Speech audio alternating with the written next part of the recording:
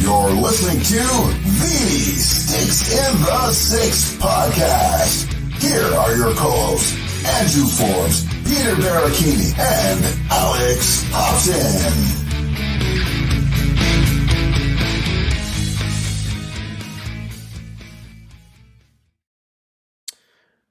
Good morning, good evening, whatever you want to call it. It's 1 a.m., just after 1 a.m. As you can see, there's no Alex, there's no Peter. It's been a while since I've done one of these, but it's a quick shift for the Sticks in the Six, a quick update.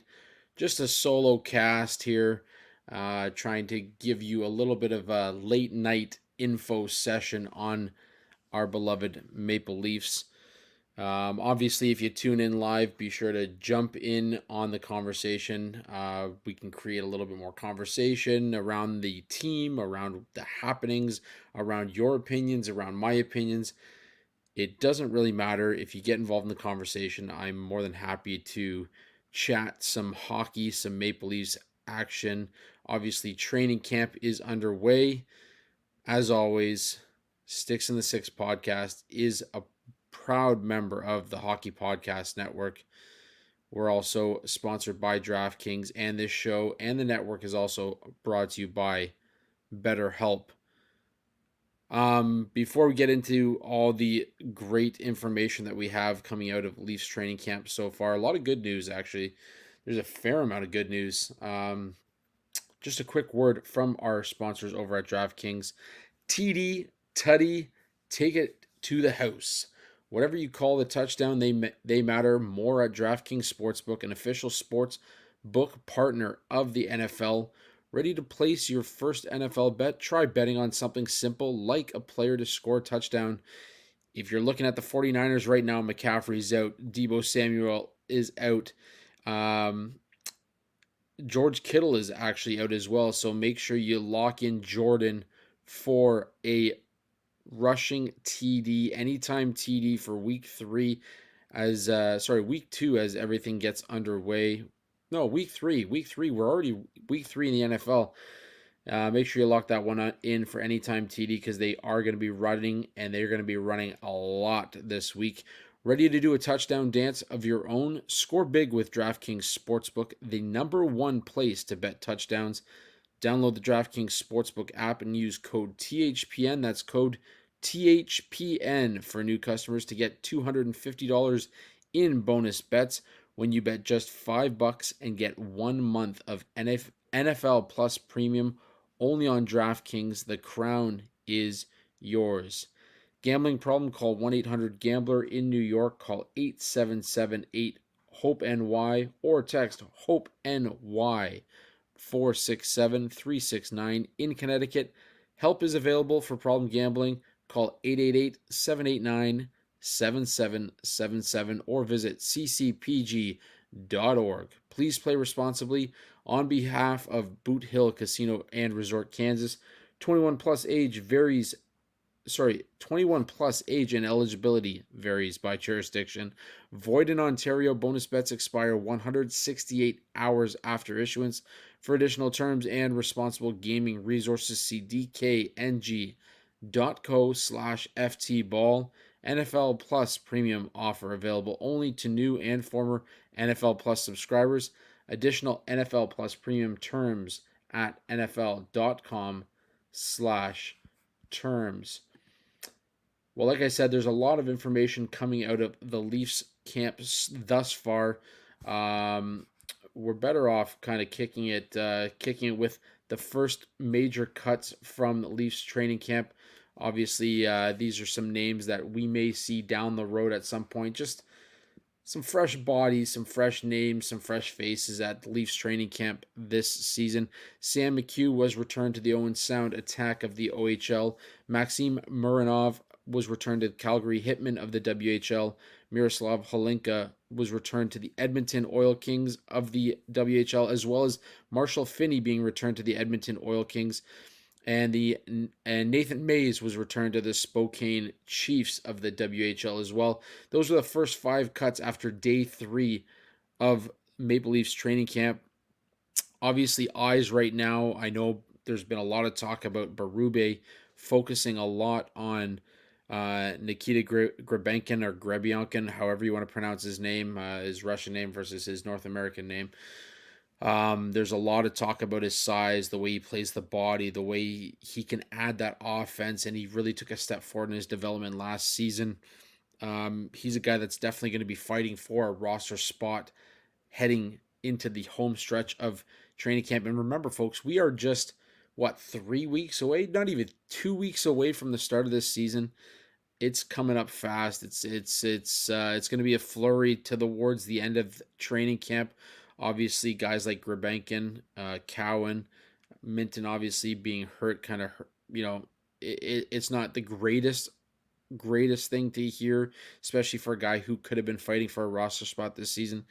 That said, with Nick Robertson now under contract for this season, still some speculation of whether or not he starts or plays the full season with the Leafs. But if he does, I said it before, he's a 20-goal scorer this season if he plays with the Leafs, and it'll be interesting to see what happens on that front. But that adds a little bit more depth to the lineup. Max Domi is now there, locked up. He's going to add some depth. We don't know what's going to come of Ryan Reeves at this point. Another guy that we're a little bit on the fence as to what's going to happen with him is Jani Hakanpää, and this was the news story aside from Mitch Marner all off season long. Jani Hakanpää, the saga of Jani Hakanpää. What came of his injury? What came of his signing? Well, they finally got him signed, as we talked about last week, Peter and I, on the actual podcast. And now we're getting a little bit more clarity in terms of what we are seeing with the Jani Hakanpää.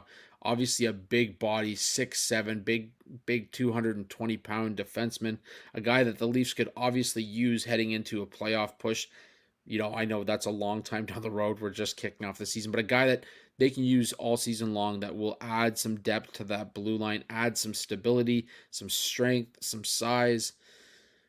Well, Berube came out and he mentioned that he has been talking to Jani on a daily basis, getting a feel for where he is with this knee injury. And, there's a lot of speculation that Jani Hakanpää wasn't going to play again, that this was the end of his career, that the knee injury was just, that he had sustained last season was just too devastating of a blow for a guy his size to get back on the ice and play at a competitive level, let alone in the NHL. Well, he has signed. He's at training camp. Yes, he's playing with, I believe it's the third or fourth group. But according to TSN's Mark Masters, Berube has been talking to him on a daily basis. The word is the injury is improving, health is improving, and the hope is that Jani Hakanpää will join the main group as of next week. So that is great news if in fact he does join the main group as of next week. There are a lot of questions around this signing off the top. Obviously with the Leafs, they had signed John Klingberg last season. We all know how that played out. He only played 14 games during the regular season, had 5 assists over that time, but then he was sent off to Robidaw Island and we never heard of him again. That is exactly what the Leafs do not want. That's what they want their training staff to look into prior to bringing Hakanpää in and making him the regular. That said, Peter and I talked about it last week as well, that maybe Hakanpää could be a guy that the Leafs, sit back and play every once in a while. Obviously, you want him to be 100%. You don't want him to kick off the season and be in the lineup if he's not 100%. You do have Connor Timmins waiting in the wings, a guy that likely is going to start as a 7 or 8 on the depth chart, but he's a guy that can come in and eat up some minutes and be there until Hakanpää is 100%. I wouldn't mind seeing kind of a rotation on that bottom pairing for the first little bit, at least until everybody gets healthy. That's something that you have to think about when you're talking about a guy of that size and that stature and a guy that could play an important role down the stretch. Jani Hakanpää might be a guy, the perfect kind of jump. You know how the NBA has that load management? Well, Jani Hakanpää might be the perfect example of a guy in the NHL that needs a little bit of load management, at least to kick off the year. So we'll see how that plays out, but definitely good to see that he is improving and that his knee's improving and that we could very well see him to kick off this season as well. Another guy sticking with that blue line that the Leafs are really, really high on is Jake McCabe. And this is a guy who came over about a season and a half ago in the big deal with Chicago. The Leafs love his game. I, as a fan, love his game. He plays a tough, hard-nosed game. Anybody who watched the playoffs last year, this guy was bleeding from every orifice by the time that the first round was done. But he laid it all on the line. He's a shot blocker. He's a guy who isn't afraid to hit. We all saw the hit again. I believe it was against Lindbergh in New York, the Rangers. Heavy hit along the boards. He's not the biggest of defensemen, but he's a guy that's willing to lay it all out on the line. As of right now, he's going into the fourth year of a 4-year deal that paid him $4 million, or his AAV, his annual average value was $4 million. It was a $16 million contract, signed obviously prior to him coming to the Leafs. Now, the word is from Luke Fox over at Sportsnet that both sides are wanting to get something done. Jake McCabe is a guy that the Leafs want to hold on to, a guy that they believe can be a major part to their defense core, at least for the next few years. With guys like Topi Niemela coming up, you're going to need to protect some of these young kids. Obviously, a Ben Danford is another guy that's going to be coming up, and you're going to want somebody like a Jake McCabe who can come in there and protect the minutes that these guys are going to end up playing. That said, McCabe also loves Toronto. He loves playing in Toronto. The Leafs love his game, as I mentioned. In a season and a half, he has 9 goals, 33 points in 94 regular season games, so he's not a guy that's missed a lot of time.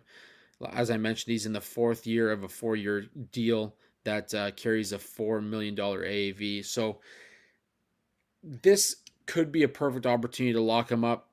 Obviously, the dollar amount is going to matter. The Leafs have some big contracts that they have to look at upcoming this year. Somebody by the name of Mitch Marner.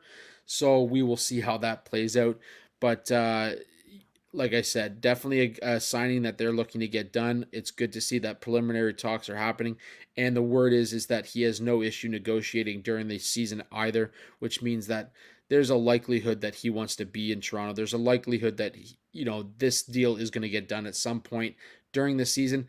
All depends on how Brad Treliving sees his play. All depends on how Jake McCabe kicks off the year, because we were all high on TJ Brody at one point as well, and he kind of tailed off over the last year and a bit of his Toronto tenure as well. So hopefully that won't happen with McCabe. I can't see it happening. He's a different player. He plays a different game. He adds a lot of the intangibles, so we'll see how that plays out. But if you're here for Jake McCabe, definitely drop a note on this episode as well. We'd love to see how many Jake McCabe fans are out there. This is a guy that's majorly underrated for the Toronto Maple Leafs.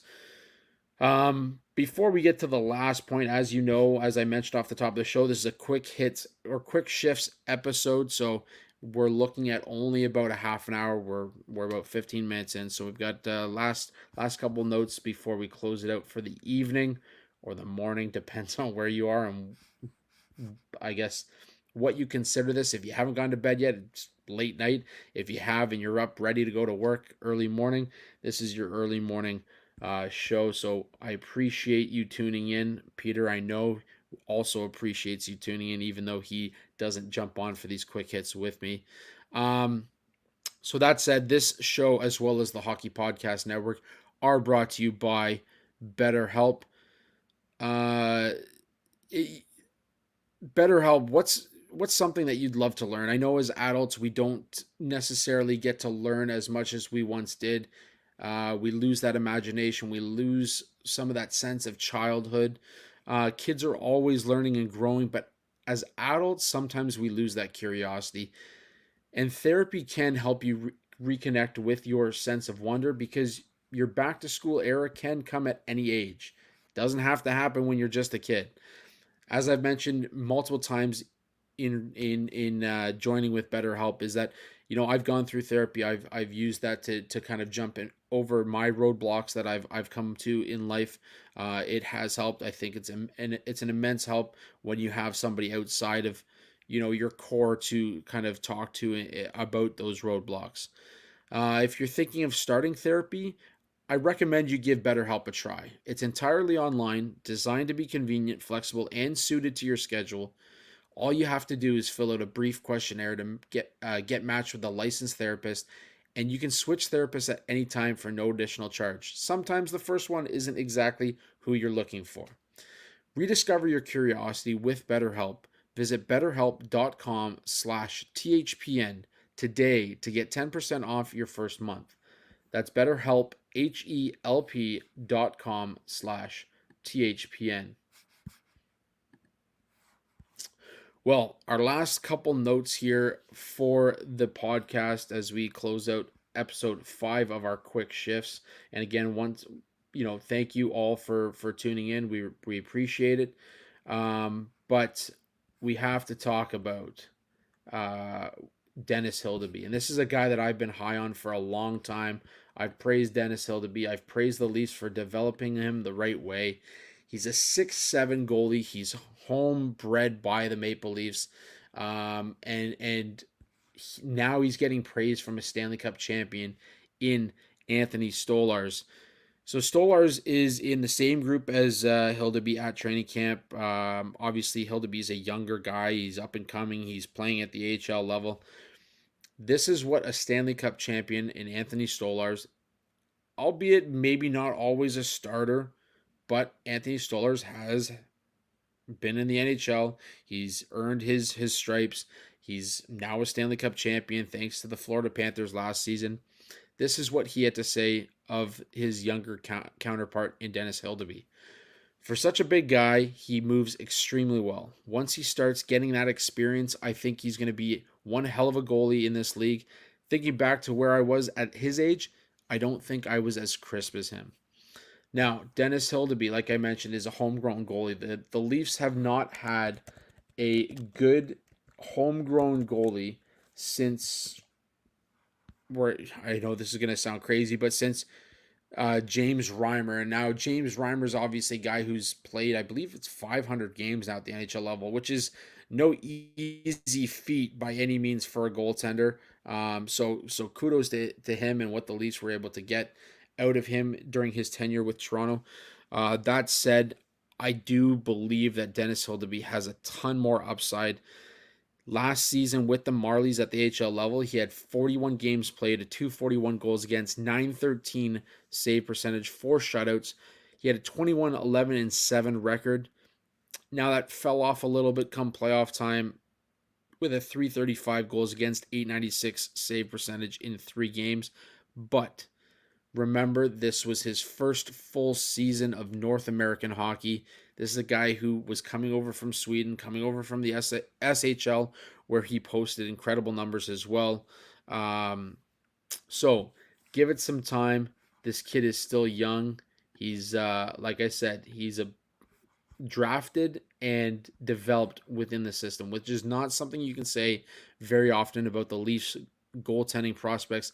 He's just 23 years old. We all know goaltenders tend to hit their stride a little later than your average players, but 4th round pick, 122 overall. This is a guy that could potentially get it done if he can continue to take that next step in his development this season with the AHL Marlies. He's likely going to be the starter there. Obviously, there's Artur Akhtiamov that the Leafs are high on as well. He's going to get a really good look in training camp. Obviously, won't make that jump yet.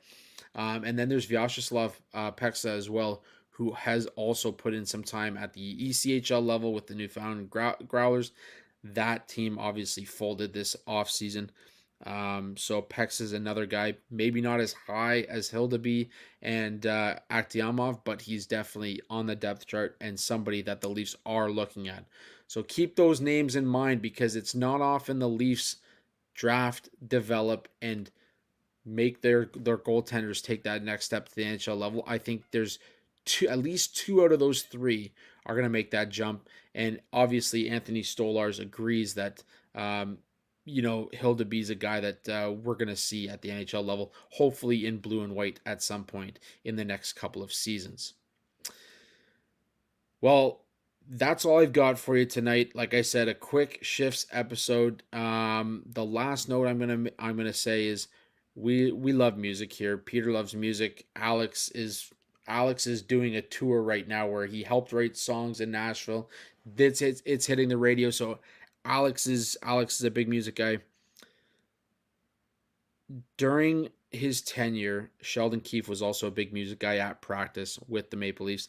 That is no more. Craig Berube has said no more music at practice. He's shutting that down. This is a new era, folks. This is a new era.